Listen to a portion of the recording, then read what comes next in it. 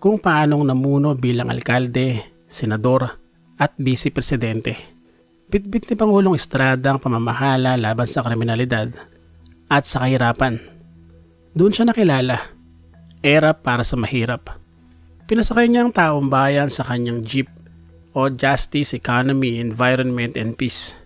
Ang taong 1999 ay maasabing isa sa panahon na pinakabagsak ang ekonomiya ng ating bansa na may GNP lamang na negative 0.6%. Ito ay mula sa 5.2% noong 1997 at sa taong 1999 ay dumoble rin ang utang ng bansa. Mula naman sa 49 billion ay naging 100 billion na. Sa kabila ng krisis sa Asia ay ilalatag nitong si Pangulong Erap ang kanyang mga plano at gustong gawin sa Pilipinas. Una ay nariyan ang pagtanggi niya sa sovereign guarantee ng mga pribadong kumpanya na namumuhunan sa bansa. Ayaw niyang ipasan sa mga Pilipino ang pagkalugi ng mga ito nang sa ganon ay hindi na dumagdag pa sa mga isipin ng pobreng Pilipino. Ang pagbangga niya sa mga korap sa lipunan kahit pa ang mga nasa ahensya ng gobyerno. Gusto niyang manatiling mabango sa masa, kaya naman isinagawa niya rin ng all-out war laban sa mga bandidong Muslim at ang kanyang pagtutok din sa agrikultura dahil nga sa dinaranas ng bansa na tagtuyot. Siyempre nariyan din ang paghikayat sa mga investors, mapalabas man o sa loob ng ating bansa. Kaya naman pag-iigtingin din niya ang relasyon ng Pilipinas sa international pagdating sa usaping pang-ekonomiya at siyempre ang pagsugpo ng krimen sa pagbuo ng PAOK-TF o ng Presidential Anti-Organized Crime Commission. Pero hindi lahat ay nagustuhan ng estilo nitong si Pangulong Erap at marami rin siyang nakabangga. At bukod dito ay maraming putik din ang ibabato sa kanyang pamumuno. Kaya naman tayong mga Pilipino sa taong ito na sabik sa kaunlaran ay mananatiling mananaginip na lamang ng gising. Ako'y nasa Malate, alas 7 ng gabi. Sa taong ito 1999 ay marirelease ang isa sa pumatok na kanta ng alamat ng Dirty Rap sa ating bansa. Walang iba kundi si Andrew E. Ang kantang Banyo Queen na nakapaloob sa album na Wholesome. Sa kabila na may pagkaberde ang kantang ito, ay hindi may tatanggi na sagad ang naging kasikatan nito sa Pilipinas. Alam naman natin na mga Pilipino ay mahilig sa mga double meaning na kanta. At sa tindi pa nga ng kasikatan ng Banyo Queen, ay halos matabunan nito ang tunay na kantang Stand By Me. Sa pagpasok ng taong 1999 ay bubungad ang problema sa pagitan ng ating bansa at ng bansang Palau. Ito ay dahil sa patuloy na panghihimasok o pagpasok ng ating mga mangingisda sa EEZ ng bansang Palau. Hindi yun nagustuhan ng Pangulo ng Palau sa mga sandaling iyon, itong si Kenowo Nakamura, dahilan ng pagtabang ng relasyon ng dalawang bansa. Pero sa kabila naman ito sa paglipas ng panahon, ay pinalano na magkaroon na lamang ng kasunduan ng Pilipinas at ang gobyerno ng Palau pagdating sa usaping ito. Kaysa naman daw umabot pa sa diplomatic protest. Kaya nga lang ay wala ring nabuong fishing agreement. Thank you, sister. Kuya, galang mo alagad ng Diyos. Bubungad din sa taong ito, January 4, 1999, ang pelikulang The Sisters, Nuns of the Above. Pelikula na punong-puno ng katatawanan na pinagbidahan itong sa Vic Soto at ni Michael V. Sa kwento ay madadamay silang dalawa sa problema ng isang charity home na pinapatakbo ng mga madre. Kaya naman magpapanggap din silang mga madre. Ang taong 1999 ay taon kung saan napakaraming mga pelikulang Pilipino ang may papalabas sa takilya sa iba't ibang genre. Kaya naman sa kaparehong araw, January 4, 1999 ay marirelease ang pelikulang Sumigaw Ka Hangga't Gusto Mo, isang slasher Filipino film na sinasabing inspired ng international movie na Scream. Pinagbidahan ito ni Eric Quezon na siya ring direktor ng pelikula, ni Carmina Villaruel at ang karamihan sa cast ng TGIS sa Channel 7 tulad ni Bobby Andrews, Juan Big Bondok, Dino Guevara, Kim De Los Santos at marami pang iba. Magkasunod na trahedya naman ang bumungad sa bansa sa taong 1999 nang isang napakalaking alon ang nanalanta sa sitangkay sa Tawi-Tawi noong January 6, 1999 kung saan kumuha ito ng 18 buhay at sumira din ang napakaraming kabahayan at ang Lumban Laguna Pagoda Tragedy. January 16, 1999 nang mabuo ang Pasig River Rehabilitation Commission dahil sa Executive Order No. 54. Layunin nito ang paglilinis at pagsasaayos ng Ilog Pasig, kung saan naging katuwang pa nga dito ang ABS-CBN at ang DENR noong 2008, hanggang sa ito i-abolish ni Pangulong Duterte noong 2019. January 11, 1999 nang sabay-sabay na umere ang mga anime na Cinderella at Remy Nobody's Girl. Ito ay sa ABS-CBN. At ang Mobile Suit Gundam Wing naman sa GMA7. Ang anime version ng Cinderella ay kinagiliwan din dahil sa ganda ng version na ito. At ang Remy Nobody's Girl naman ay isa rin sa pinakatumatak na anime series na katulad ng Sadie, Romeo, Sarah, Nelo at marami pang iba. Dahil nakakayak ang mga eksena nitong si Ginoong Vitalis na talaga namang mapapaluha ka. At ang Gundam Wing naman sa GMA7 ay pumatok din dahil masasabing kakaibang uri ito ng anime. Bagaman Robo series din ito. Kaya nga lang medyo may pagkakaiba ito sa Grandizer, Voltes 5 at Deimos. Sa ganda ng kwento nito at sa itsura ng mga mobile suit ay talaga namang inabangan nito ng mga manonood. At ang kasikatan ng Gundam ay tila walang katapusan hanggang sa makabagong panahon. January 12 nang marilis ang album na 1459 ng international band na Sugar Ray, kung saan ay nakapaloob dito ang mga kantang Every Morning at Someday na inabangan din sa MTV at sa mga top chart. Sa kaparehong araw, January 12, 1999 ay marirelease din ang debut album nitong si Britney Spears, ang Baby One More Time, kung saan ay agad na mag-hit ang kantang Baby One More Time. Nasusundan pa ng kantang Sometimes. Agad umani ng kasikatan nitong si Britney Spears dahil sa ganda ng kanyang mga kanta. January 15 naman 1999 nang marilis naman ang It's Not Easy Being Green, ang ikaapat na album ng bandang River Maya, kung saan sa pagkakataong ito ay wala na sa grupo itong si Bamboo at si Rico na ang kanilang main vocalist, kung saan agad na sumikat ang kantang Nervyoso. Nanatili ang kasikatan ng banda sa kabila ng pagkawala ni Bamboo dahil sa karamihan naman ng kanta ng banda ay si Rico talaga ang nagko-compose at syempre nariyan din ang galing niya sa instrumento at magaling din naman siyang kumanta. Kaya naman ang album na ito ay bumenta rin ng maraming kopya. Let's vote in! Nagsimula ring umere sa GMA7 ng mga anime na Voltes 5 at Deimos. Sa kabila ng dati na itong naipalabas sa mga nauna pang channel sa bansa, ay lalo itong pumatok nang ipalabas ito sa Channel 7 at tinutukan pa ng mga manonood mababata man o matanda dahil nailagay ito sa prime time. Ito na yung mga panahon na nauuso ang anime telecast sa gabi. Sumunod na araw ay ginanap naman ang 1999 PBA draft kung saan ang number 1 pick ay ang Puerto Rican na si Earl Sunny Alvarado. Sa 1999 season ng PBA ay kasabay din ng draft ang direct hiring naman ng mga player ng iba't ibang team ng PBA, kung saan kinuha ng Mobileye nitong si Asi Taulaba mula sa Tonga. Itong si Danny Sigel naman na mula sa Amerika ay kinuha naman ng San Miguel. Si Robert Parker ay kinuha naman ng Santa Lucia at itong si John Ordoño ay kinuha naman ng Papcola. January 18 naman 1999 nang magpasimulang umere sa GMA7 ang documentary series na Eyewitness. Original itong pinag-houstan nitong sina Vicky Morales, Lucy Cruz Valdez, Cheche Lazaro at Jessica Soho.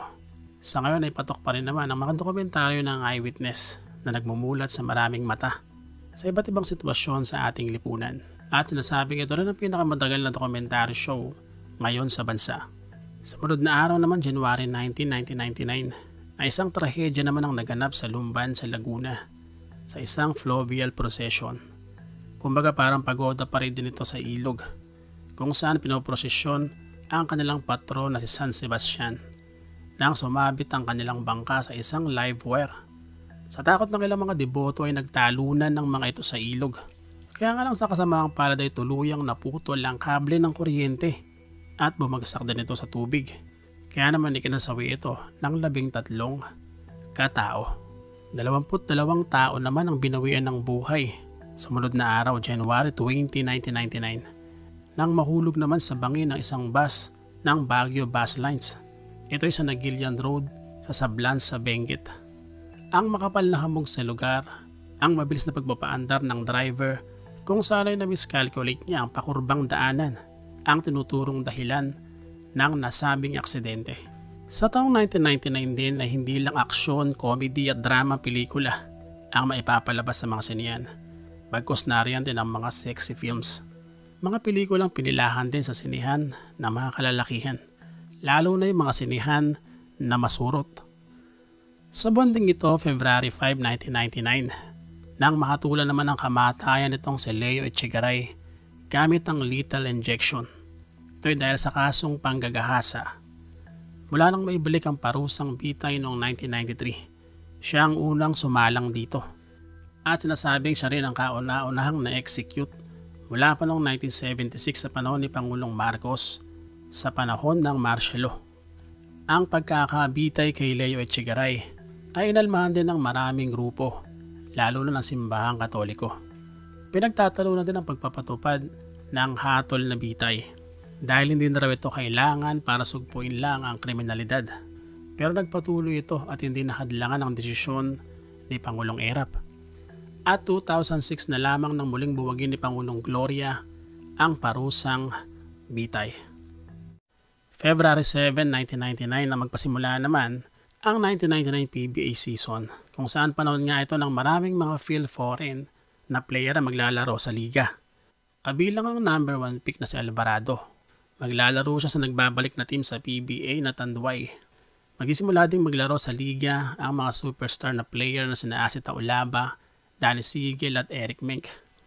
Sa season na ito, sa kabila ng pagiging underdog ng Formula Shell, ay masusungkit nila ang kampyonato sa All-Filipino Cup. Ito'y laban sa team na may mga Phil-foreigner pa nga. At sa pagpasok nga ng mga foreign players sa PBA, ay mabubuksan din ang issue ng pagpapalsipika ng mga dokumento o ang pagpapanggap na may dugo silang Pilipino kahit wala naman talaga para lang makapaglaro sa liga. At ito'y tinawag na Phil-Shams controversy. At sa paglipas nga ng mga araw ay may mga ilan pang nakasuhan na dinaya nga lang nilang dokumento at napaalis sa bansa, tulad nitong si Sunny Alvarado. Dahil naman sa kasikatan ng tatlong child star na sina Camille Prats, Saina Magdayaw at si Rina Dalrymple, sa panahon ito ay marirelease ang kanilang teleserye na Marinela, February 8, 1999. Kwento nila Marie, Rina at Ella na itinuring na pamilya ang isa't isa nang sila'y mawalay sa kanilang mga mahal sa buhay at magkakasamang hinarap ang mga pagsubok. Kunin mo na ang lahat sa akin. Marirelease din sa taong ito, 1999, ang album na One ng Filipino boy band na Formula, kung saan nakapaloob dito ang kantang Kunin mo na ang lahat sa akin, isang kantang naging anthem ng mga bigo, nasasakta na tumuhugot at naging suki rin sa kantahan sa mga video okay. Magpapasimula din February 13, 1999 ang TV series na papalit sa Gimmick. Ito ay ang mas batang version, ang Gimmick na pinagbidaan ng sikat sa panahon ito, ang JCS o itong sina John Prats, Carlo Aquino at Stefano Mori. Kasama rin sina Camille Prats, Angelica Panganiban, Heart Evangelista at marami pang iba. Extra! At February 15 naman 1999 na magpasimula naman ng news and magazine show na Extra Extra sa GMA7 na pinag-usapan naman itong sina Paolo Bidjones at Karen Davila. At matapos ay naging bahagi rin ito si Miriam Kiambao na pumalit dito kay Karen noong taong 2000. Hanggang sa ang show na ito ay ma-reformat noong 2003 kung saan naging competition show na ito na tinawag namang Extra Challenge. My name is what? Excuse me! Nagustuhan din ng mga hip-hop people ang second album na nirelease nitong si Eminem noong February 23, 1999, ang The Slim Shady LP, kung saan nakapaloob dito ang kantang My Name Is. Ang kakaibang estilo ni Eminem sa pagrarap ay ang nagdala sa kanya sa kasikatan. Ghost Fighter, Lunes hanggang Biyernes alas 7 ng March 1, 1999, na magpasimula sa GMA7 ang Ghost Fighter. Nang ito ay mailagay na sa prime time. Siyempre mas lalo itong sisikat at naging pabor pa nga ito sa mga kabataan.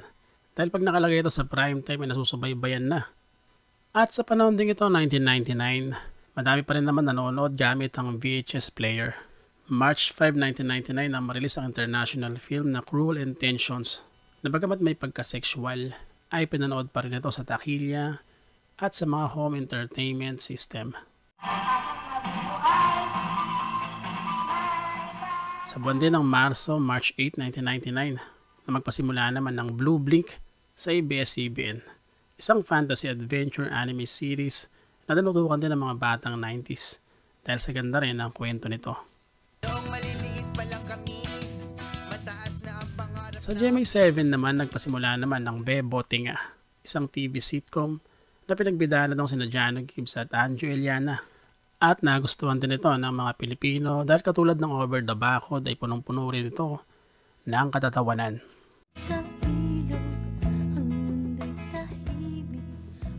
Balik sa ABS-CBN, March 14, 1999, na magpasimula naman ang TV drama series na Tabing Ilog. Ito'y pinagbidaan naman ni Kay Abad, Paulo Contis, John Lloyd Cruz, Desiree Del Valle, Patrick Garcia, Baron Geisler, Paula Ferralejo at Jody Santa Maria. At ito yung inabangan din ng mga kabataan tuwing linggo ng hapon. Maganda rin ang kwento nito na binansagan pa ng Filipino version daw ng Dawson's Creek. At March 15 naman 1999 nang maipasa naman ng Ordinance No. 11 Series of 1999 ng Sangguniang Panglungsod ng Pasig. Ito'y para maidadag ang pamantasan ng lungsod ng Pasig. Bahagi ito ng Pasig City Development Plan para sa taong 2000 o sa bagong milenyo. March 18, 1999 naman, nang ma-introduce naman sa buong mundo ang Nokia 3210, isang GSM cellular phone na agad namang sumikat at tinangkilik ng maraming tao, maging sa ating bansa. Dahil sa maganda itong gamitin at very handy. Dahil sa napakaganda nitong gamitin bilang isang personal phone. Okay din yung design nito na walang antena. At syempre meron din itong mga laro, ang Snake, Memory at ang Rotation. At sa panahon ito ay nagpapasimula na ang paghahari ng Nokia pagdating sa mga cellular phone. March 20, 1999 na magpasimula sa ABC5 ang sketch comedy na Spoof.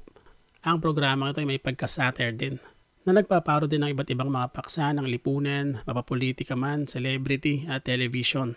Siyempre nanguna sa palabas na ito itong sina Willie Nepomuceno, John Santos, Leo Martinez at Candy Pangilinan. Isang pagsabog naman sa compound ng Department of Foreign Affairs. Ang naganap noong March 23, 1999 kung saan 2 katao ang sugatan at nadamay din ng 2 kotseng nakaparada na nasira. At ayon sa investigasyon ay posibleng mula daw ito sa mga gas na naipon sa ilalim at nag-accumulate dahil sa sobrang init ng panahon. Sa buwan naman ng Abril, magbubukas sa publiko ang Riverbank Center sa Marikina. Ito ay isang development complex at shopping complex. At ito rin ay recreational, business at commercial place na matatagpuan sa Andres Bonifacio Avenue sa tabi ng Marikina River. Ito ay sa Barangka, Marikina. At sa paglipas ng panahon, ang lugar ay naging pasyalan na, hindi lamang ng mga taga Marikina, kung hindi ng mga taga ibang lugar.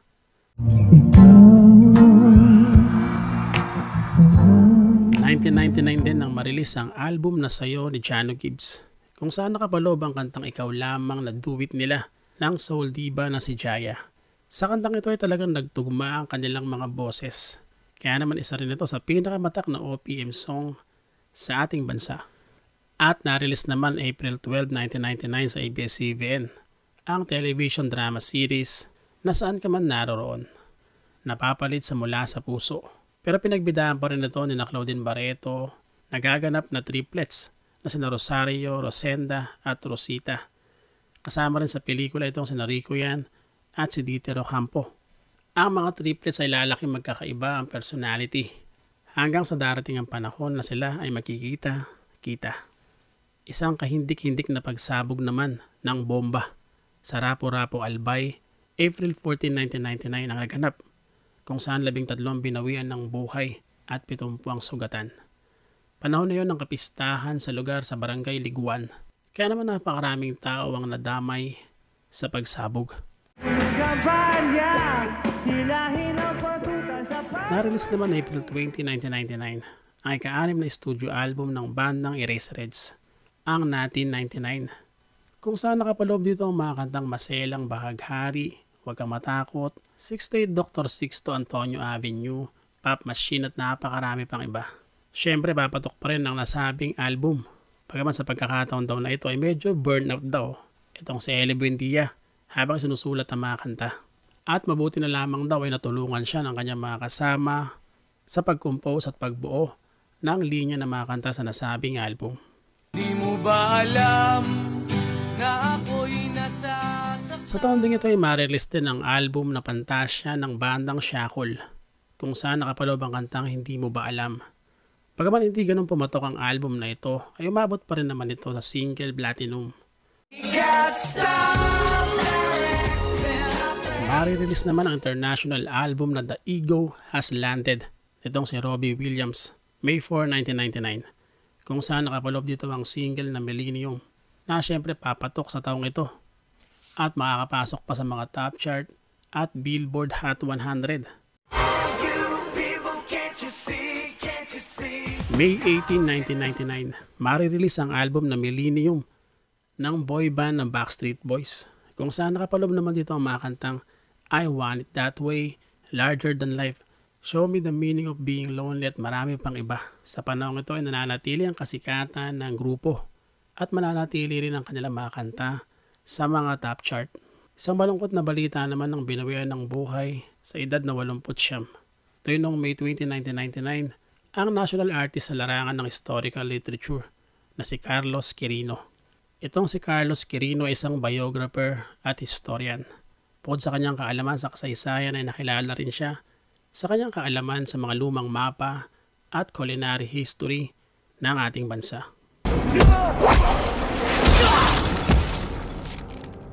May 26, 1999 nang marilis ang pelikulang The Matrix. Kakaibang pelikula dahil ito ay science fiction film na nakaset 22nd century. Kwento ito ng isang computer hacker na si Thomas Anderson na tinawag ding Neo. Siya ay masama sa isang grupo na haharap sa mga makina o sa mga computer na gustong sakupin ang mundo. At sa kaparehong araw, May 26, 1999, ay gaganapin naman sa Trinidad and Tobago ang 48 Miss Universe, kung saan ay makukuha ni Miss Botswana, Pule, Welagobi, ang corona. At ang pambato naman natin na si Miriam Kiambao, na nadulas pa habang rumarampa, ay nakuha naman ang first runner-up. Ang 1999 Miss Universe pageant na ito ay tinutukan ng mga Pilipino. Kaya naman ikinatuwa ng marami na hindi man tayo nakakuha ng corona ay pumangalawa naman tayo sa kabuuan. Manu, sige na po para po makauwi na ako. Sa kapareho ring araw, May 26, 1999, nang marilis ang pelikulang Once Upon a Time the Movie. Isang fantasy comedy drama na pinagbidahan itong sina Serena Del Rimpol, Shaina Magdayaw, Christopher De Leon at Angel Aquino. Kwento ng isang bata na matagal nang hinahanap ang kanyang ama, kung saan siya ay tutulungan ng kanyang guardian, Angel. Sumunod na araw naman, May 27, 1999, nang ratipikahan naman ang panibagong US-Philippine Visiting Forces Agreement o ang muling pagkakaroon ng presensya ng mga sundalong Amerikano sa ating bansa. Mula nang sila ay umalis noong 1992. Ang pagkakaroon ng pagkasanay sa pagitan ng dalawang bansa ay mahalaga ayon kay Pangulong Erap dahil marami may tutulong sa atin ng Amerika hanggang sa tuluyan ng maaprobahan ng panibagong Visiting Forces Agreement. Sa kabila ng pagkusulong ng gobyerno ng VFA ay marami pa rin ang tutol dito at sinasabing labag daw ito sa soberanya ng ating bansa. babala sa mga rapper na hindi ire-respeto.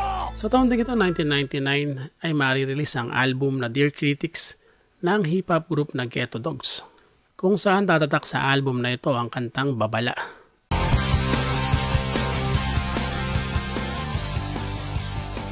Sa buwan naman ng Hunyo, nang marilis ang album na Enema of the State ng bandang Blink-182 na kinapapalooban ng mga kantang What's My Age Again, Adam Song, at All the Small Things. Mga punk rock song na nahahawig sa tugtugan ng Green Day, kaya naman na-approve at nagustuhan din ito ng mga rockista. Sa buwan din ito ng June ay papasok sa bansa, June 4, 1999, ang bagyong Etang na may dalang napakalakas na pagulan sa Luzon at sa Hilagang Visayas. Nagsimula naman sa ABS-CBN ang Mexican telenovela na Chabelita. Ito ay unang umere sa Televisa noong 1998 at sumikat na nga ito sa ating bansa taong 1999. Na-release naman June 8, 1999 ang 7th studio album ng American rock band na Red Hot Chili Peppers. Kung saan ay nakapaloob dito ang mga kantang Scar Tissue, Californication, Other Side at marami pang iba. Patok ang album na ito sa dami ng mga magagandang kanta na idamakan din sa MTV at sa mga radyo. Hoy! Tandaan mo to! Isusumbong ka sa tatay ko! Sumunod na araw naman, June 9, 1999, nang marilis naman ang pelikulang Isusumbong Kita sa Tatay Ko, na pinagbidahan naman ang hari ng pelikula na si FPJ at itong si Judy Ann Santos. Ang tambayan nila bilang magtatay ang nagpaganda sa pelikula, kung saan kumita pa nga ito ng 100 bilyong piso o naging isang box office.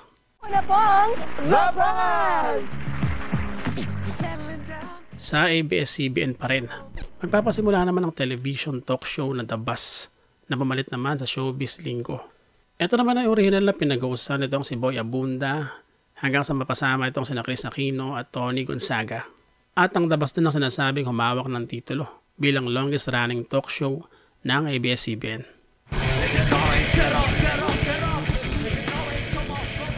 June 15, 1999 naman, na mag-release naman ng debut album ang heavy metal band na Slapshot sa ating bansa, ang 4th Degree Burn.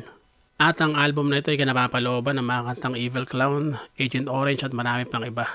Ang mga kanta ng Slapshot sa kanilang unang album ay talaga naman tumatak sa bansa dahil sa ganda ng mga ito na tila tunog foreigner pa. Buwan pa lang ng Mayo sa taong ito, 1999, ay nakikitaan na ang mayon ng mga aktibidad na posible itong pumutok. Kaya naman ito ay inilagay sa Alert Level 1. Hanggang noong June 22, 1999 ay tuluyan itong bumuga ng abo na sinasabing may taas na 10 kilometers. Kaya naman mula sa Alert Level 1 ay inilagay ito sa Alert Level 2. Bagaman nayon naman sa PHIVOLCS ay wala naman daw na italang lindol o namang violent explosion at wala rin naman naging casualties.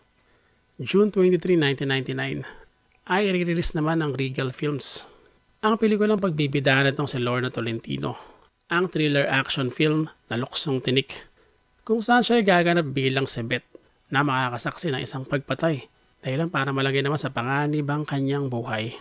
Isa pang dekalidad na pelikula ang ipinalabas sa kaparehong araw, June 23, 1999, ang Saranggola na idinirect nitong si Gil Portes at pinagbidahan naman itong si Ricky Davao, Lester Liangsang at Jennifer Sevilla. Ito ay sa ilalim ng GMA Films.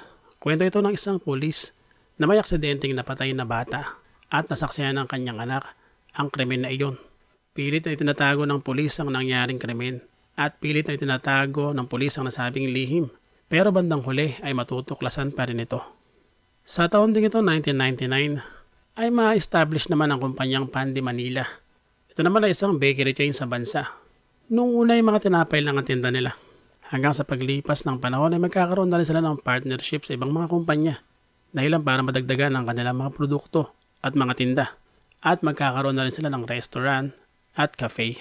Sa buwan ng July ay mapipilitan ng humingi ng tulong ang ating bansa sa mga kaalyadong bansa dahil sa umiigting na pag-aangkin ng China sa Spratlys Island at sa kanilang agresibong pagpapalawig ng teritoryo dahil nagtatayo na sila ng mga estruktura. Nagpatawag pa nga ng security meeting itong si Pangulong Erap sa Malacanang dahil dito. At alam nyo ba na dahil sa lumalalang sitwasyon sa pinagagawang teritoryo nga ay napilitan ang Pilipinas na isadsad ang lumang barko natin na BRP Sierra Madre. Ito ay sa Second Thomas Shoal sa Spratlys Island nga. Ito ay para manatili ang ating presensya at mabantayan ng lugar na inalmahan naman ng mga Chinese. That I was born for you. 1999 din na mag-release ng compilation album itong si David Pomeranz, ang Born for You, His Best and More, na kinapapalooban ng kantang Born for You. Kantang tinangkilik din ng mga Pilipino tulad din ng mga naunang kanta nitong si David at madalas din itong ma-line up sa mga video okay at sa mga radyo. July 29, 1999 nang mabuo ang Typhoon Olga. Hindi man ito gano'n masyadong nakalapit sa ating bansa, ay magdadala pa rin ito ng matinding pag-ulan sa Luzon at magiging dahilan pa ng matinding landslide sa Antipolo. At isa pang patok na album ang narelease ng bandang parokya ni Edgar sa buwan ng Agosto, ang Gulong Itlog Gulong. Ito'y sa ilalim ng Universal Records, kung saan nakapaloob dito ang mga kantang Inuman Na, Wag Mo Na Sana, Picha Pie, Halaga at marami pang iba. Sa ganda ng mga kanta sa album na ito, ay agad din itong umabot sa platinum, isang buwan lang ang nakakalipas. Ito na nga, isang kahindik-hindik na trahedya naman ang naganap noong August 3, 1999. Sa kasagsagan nga ng Typhoon Olga na nagdala ng matinding pag-ulan sa Luzon, na dahilan din ng pagkakaroon ng landslide sa Antipolo, kung saan isang subdivision ang natabunan, ang Cherry Hills Subdivision. Nagulat na lamang daw ang mga residente na pagkatapos nila maghapunan at nagre-relax na lang, ay nakarinig sila ng mga daguntong na tila gumuguho. Yun pala ay gumuguho na nga ang parte ng bundok na malapit sa kanila. Sa gabing iyon ay 378 na kabahayan ang natabunan at 6 na po ang binawian ng buhay. Sa pag-iimbestiga ay prone daw pala sa disaster talaga ang pinagtayuan ng nasabing subdivision. At sa kabila naman ng mapait na trahedya ay hindi pa nakatanggap ng maayos na kompensasyon ang mga biktima. At naging dahilan din ito ng pinag-igting na pagsusuri sa mga tatayuan ng establishmento at mga subdivision bago pabigyan ng lisensya ang developer at ang kumpanya. August 7, 1999, nang ganapin ang 20th SEA Games. Ito ay sa Bandar Seri, Bigawan sa Brunei, kung saan ay bumagsak tayo sa ikalimang pwesto na mayroong 30 golds, 26 silvers at 41 bronze. At ito ang sinasabing pinakamababang rank ng Pilipinas sa SEA Games mula nang sumali tayo sa tournament noong 1977. At ito rin daw ang unang pagkakataon na hindi tayo nakakuha ng gold sa larangan ng swimming. August 9, 1999, na magpasimula din sa GMA7 ang anime na Lupin the Third at bahagi rin ito ng anime primetime ng istasyon.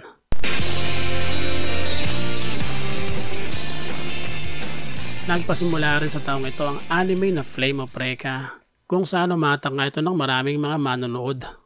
Isang anime na tumatak din sa Pilipinas na sinasabing pangalawa raw sa kasikatan sa Ghost Fighter pagdating sa mga labanan dahil sa rin itong tournament. Tinutukan din ito ng mga manonood, lalo na yung mga bata sa ganda ng kwento nito at mga karakter, lalo na yung mga dragon nitong si Recca. Sa kalagitnaan ng buwan naman ng Agosto hanggang katapusan ng Setyembre, misteryosong binawian ng buhay ang 68 katao o residente sa Clark sa Pampanga. Wala silang ideya kung bakit nangyari ito. Hanggang sa ito yung imbestigahan nila noong Oktubre at napag-alaman ng sanhi ng pagkamatay ng mga tao ay ang tunay-tunaladang toxic waste na iniwan ng US Air Base sa lugar.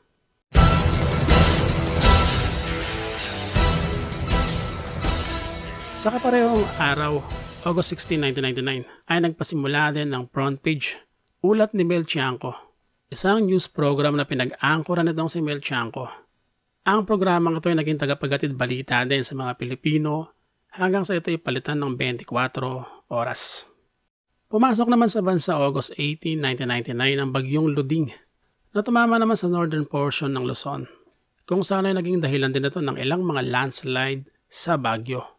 Isang enkwentro naman ang naganap sa pagitan ng mga militar at ng mga MILF noong August 26, 1999 sa Tipo-Tipo sa Basilan, kung saan sinasabing 47 bandidong Muslim ang nasawi.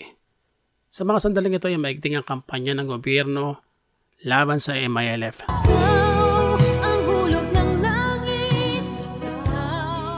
Sa taon ding ito, 1999, ay marirelease din ang album ni Donna Cruz na Hulog ng Langit, kung saan ay nakapaloob dito ang mga kantang Ikaw Pala Yun at Hulog ng Langit. Mga kantang may temang para sa anak at minamahal na nagustuhan din ng mga Pilipino. September 1 ang pumasok sa bansang bagyong Maming na nagdala naman ng matinding pag-ulan sa bandang Luzon pa rin. At dahil naman sa problema sa agrikultura, ay tinatag ni Pangulong Erap sa taong ito 1999 ang magsasaka o ang magkabalikat para sa kaunlarang agraryo. Ito ay para naman pasiglahin ang sektor ng agrikultura at masolusyonan din ang problema sa larangang ito. Isa pang bagyong pumasok sa bansa sa buwang ito, September 10, 1999, ang bagyong Neneng. Ito naman ay may dalang malakas na bugso ng ulan na nagpabaha naman sa bahaging hilaga ng Luzon, na naging dahilan din ng paglambot ng lupa sa ilang mga lugar. Kaya naman naging dahilan din ito ng isang landslide, kung saan ay isang van ang natabunan din ng lupa. Ito ay sa Quezon Road, sa Tuba, sa Benguet, at 17 ang binawian ng buhay. Ang pinakamagaling na samurai. Tatalakay na ni Kenshin ang September 20, 1999, na magpasimula namang ipalabas sa ABS-CBN ng Samurai X, isang anime na tumatak din at tinabangan dahil sa ganda ng kwento nito at mga labanan. Kwento ni Kenshin o ni Batosai na dating isang assassin at naging tagapagtanggol na lamang ng mga inaapi gamit ang kanyang reverse-bladed na katana. ang pinakamalaking anime sa buong mundo. Sa buwan ng Oktubre ay may makakalimot ba sa pagpapasimula ng Pokemon sa GMA7? Kakaiba o hindi pangkaraniwan ng tema ng anime na ito. Pumatok sa panlasa ng mga manonood. Inaabangan ito linggo-linggo dahil sa mga karakter at mga pocket monster na naa-unlock kada episode. Sa buwan din ito ng October 6, 1999, nang pumasok naman sa bansang bagyong Pepang. Isang signal number 3 na bagyo na nanalanta sa Northern Luzon pa rin at nagdala ng napakalakas na bugso ng ulan at lumikha ng mga malalaking alon sa laot. Isang trahedya ulit sa himpapawid ang naganap sa taong 1999 October 17 nang mag-crash naman ng FedEx Express. Ito'y pagka-landing sa Subic Bay International Airport. Airspeed indication error ang tinuturong dahilan na hindi agad na-detect ng piloto at mabuti na lamang at walang casualties.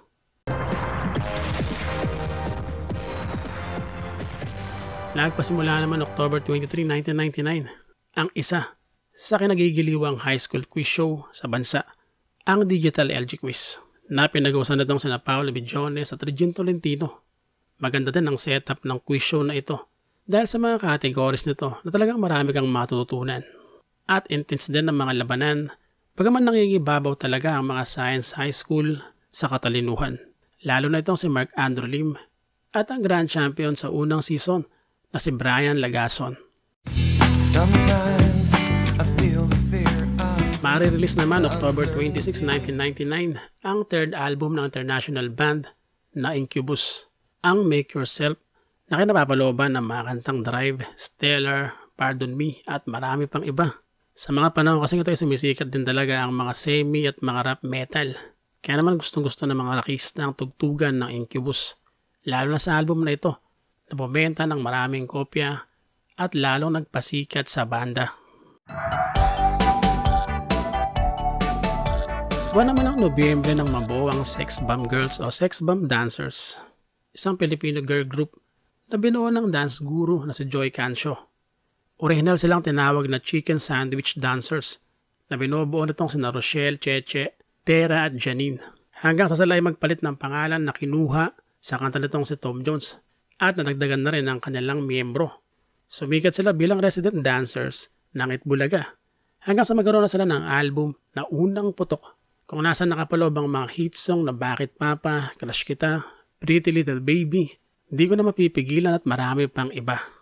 Sa ngayon isang sex bomb dancers sa pinakasumikat na novelty group sa ating bansa. I wanna know whoever told November 1 you naman, I was letting nang marilis naman ang debut album ng boy band na Westlife, ang Westlife, kung saan nakapaloob naman dito ang mga kantang Swear It Again, Flying Without Wings, I Have a Dream at ang Fool Again, mga kantang tumatak talaga sa bansa, lalong-lalo na sa pagpasok ng taong 2000. Ito rin yung panahon na malapit ng mausong pagbaburn ng mga CD sa mga computer shop. Kahit naman siguro sa mga kabataan ng panahon ito ay napapasabay talaga sa mga kanta ng Westlife kahit parakista ka pa. Dahil sa ganda ng mga tono nito at sobrang mga nakaka-LSS. At malamang may mga nakaranas pa nga sa inyo na kapag may program sa eskwelahan, tapos may klase pa kayo, tapos biglang nagpatugtog ng Westlife yung DJ sa eskwelahan nyo, hanggang sa mapasabay na sa pagkanta ang buong classroom. At pumasok naman sa bansa ang huling bagyo ng taon, November 8, 1999, ang bagyong Sendang, na nagdala naman ng napakalakas na bugso ng ulan sa Kabisayaan. November 11 naman 1999 nang marilis ang basketball sports simulation video games na NBA 2K. Isang larong ito sa tumatak na laro sa bansa pagdating sa basketball games. Kaya naman madami rin ang nahumaling dito. November 12, 1999 naman nang ma-establish naman ng Puerto Princesa Subterranean River National Park. Bahagi ito ng St. Paul Mountain Range na minamanage ng Puerto Princesa Government. At sa taon din ito, 1999, ay mapapasama ito sa UNESCO World Heritage Site. At 2012 naman nang maiboto pa nga ito bilang New 7 Wonders of Nature. Kung saan may mga ilang bahagi pa kasi nito ang natuklasan pa. Tulad ng second floor ng underground river at ng isa pang napakalaking kuweba. Sa taon din ito, 1999, November 22, 1999, kapareho ng Westlife ay release din ng British boy band na A1 ang kanilang debut album na Here We Come. At ito naman ay kinapapalooban ng mga kantang Every Time at ng Like a Rose na mag-hit din sa ating bansa at bebenta ng maraming kopya. November 24, 1999 nang ganapin ang Asian Informal Summit sa Manila. Ito isang napakahalagang meeting para sa economics, political, security, at socio-cultural development ng mga bansa na bahagi ng Southeast Asia. Buwan ng Disyembre, December 4, 1999, na magpasimula ang television drama series na Click sa GMA7. Pinagbidahan naman ito nila James Blanco, Roxanne Barcelo, Richard Gutierrez, Angel Locsin, Karen De Los Reyes, Gene Hortaleza, Drew Arellano, Iya Villania, JC De Vera at marami pang iba. Nagustuhan din ito ng mga kabataan dahil relate ang karamihan sa mga eksena. Isa pang trahedyang naganap December 7, 1999 na ang Asian Spirit Flight 100 ay nag-crash naman sa kabundukan ng Casibo sa Nueva Vizcaya kung saan ay 17 ang pinawian ng buhay. Ang eroplanong ito ay may ruta mula sa Ninoy Aquino International Airport papunta sa Kawayan sa Isabela. December 10, 1999 naman, nang maganap naman ng malawakang blackout sa Luzon. Ito ay dahil lamang sa tunay-tunaladang jellyfish. Ang mga jellyfish kasi na ito ay nagpuntahan sa cooling system ng Suwal Power Plant sa Pangasinan na naging dahilan para mag-trip ito at mag-shutdown. Nagkaroon pa nga ng domino effect kung saan nag-shutdown din ang iba pang mga power plant na konektado sa Suwal Power Plant. Marami ang nagulat at inakala ng lahat na kudita na. Masaya pa naman na nagsha-shopping ang mga tao dahil panahon nito ng Kapaskuhan. Pero nang imbestigahan nga ay maraming natawa na jellyfish lang pala ang dahilan nito. Samantala, ang naging kakaibang pagkilos pala ng mga nasabing jellyfish na naging sanhi ng blackout ay may kinalaman pala sa magaganap na lindol December 12, 1999 sa Luzon. Ang lindol na ito ay may magnitude na 6.8 kung saan ang epicenter naman ay malapit sa Lingayen sa Pangasinan. 6 na katawang sinasabing binawian ng buhay. Sa kaparehong araw, December 12, 1999, na magtapos naman ang 1999 PBA season na mag-champion ng San Miguel sa Governor's Cup at tinanghal naman na most valuable player itong si Benji Paras at Rookie of the Year itong si Danny Sigel. Mahal kong Maynila. Sumunod na araw naman, December 13, 1999 na magpasimula naman sa GMA7 ang television drama romance anthology series na Maynila na pinag-usan naman itong si Lito Atienza. Mga nakaka-inspire na kwento ng mga Manileño na dumaan sa pagsubok, nagmahal at lumaban. Linggo-linggo rin itong sinubaybayan dahil sa ganda ng mga kwento nito. Naging component city naman ang Bulacan ng Malolos noong December 18, 1999 at ang Tugigaraw naman sa Cagayan.